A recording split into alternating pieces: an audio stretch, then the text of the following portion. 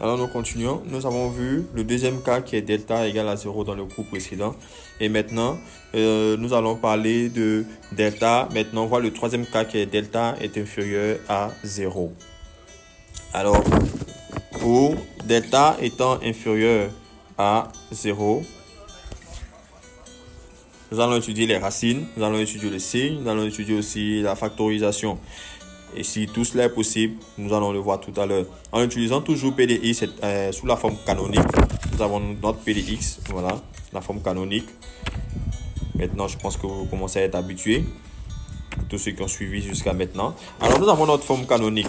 Et pour pouvoir donner le signe, ou bien étudier même déjà la racine de ce polynôme-là, nous allons voir le signe de ces deux blocs d'entité. Alors, le premier, x plus b sur 2a, le tout au carré, supérieur ou égal à 0. Pourquoi est-ce que c'est supérieur ou égal à 0?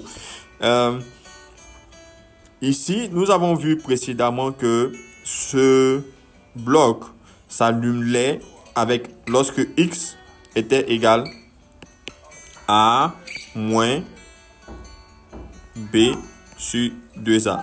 Donc, moins b sur 2a plus b sur 2a est égal à 0. Et c'est pour cela qu'on dit que, on peut dire que la fonction est supérieure ou égale à 0. Pourquoi est-ce que c'est supérieur? Pourquoi est-ce que c'est positif?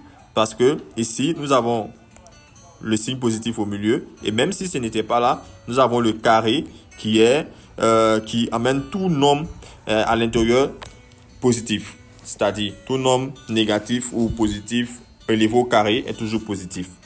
Et voilà, donc c'est pour cela que nous avons le signe supérieur ou égal à 0. Et nous passons maintenant aussi à ce deuxième bloc qui est moins delta sur 4a carré. Moins delta sur 4a carré est supérieur à 0, strictement supérieur à 0. Pourquoi strictement supérieur à 0? Parce que nous avons dit ici que delta est inférieur à 0, strictement inférieur à 0. Alors, delta ne peut pas prendre de nombre égal à 0. Cependant, s'il ne peut pas prendre de nombre égal à 0, ce bloc-là ne peut pas être égal aussi à 0 parce que nous savons aussi que le dénominateur ne peut pas prendre de nombre égal à 0. Donc, c'est strictement supérieur à 0. Et pourquoi est-ce que c'est positif? Ce bloc est déjà positif. Maintenant, moins delta. Delta prenant les nombres négatifs, ça veut dire on peut prendre delta égal à moins 1 ou moins 2 ou moins 3. Et le moins multiplié par les signes moins donneront toujours des signes positifs. Et c'est pour cela que c'est strictement supérieur à 0. Alors, donc, qu'est-ce que nous concluons ici? Nous tirons comme conclusion, c'est que cette ligne est supérieure à 0. X plus b sur 2a le tout au carré moins delta sur 4a carré est strictement supérieur à 0. Et donc, si tout ce bloc est strictement supérieur à 0, alors nous pouvons dire que P de x, le signe de P de x sera forcément influencé par A, qui est une inconnue. Donc, ça peut être, c'est un inconnu, ça peut être soit A, moins 1, ou moins 2, moins 3, ou 4, 5, 6. Et donc, selon le signe, nous allons voir que le signe de P de x va changer. Donc, nous pourrons conclure même de là que P de x, le signe de P de x est du signe de A. Alors, par conséquent, qu'est-ce que nous pouvons dire? Nous avons 3 points que nous pouvons faire sortir. Ça dit P de x n'admet pas de solution. Oui, P de x n'admet pas de solution. Rien n'annule la fonction.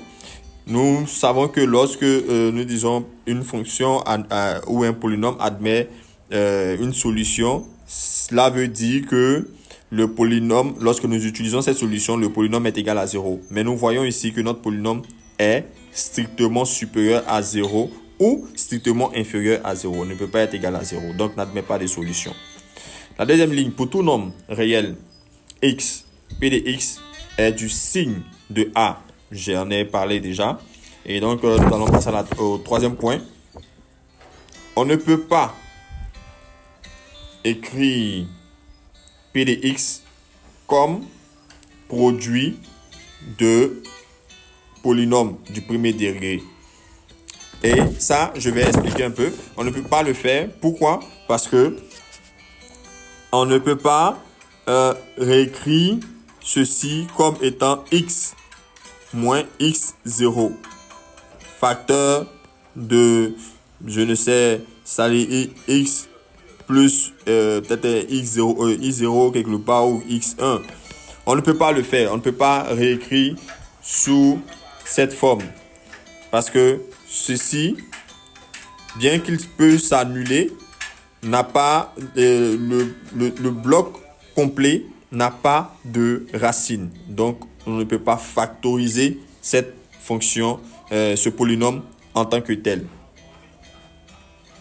Oui, on peut le factoriser, mais on ne peut pas le mettre sous forme de degré, de premier degré.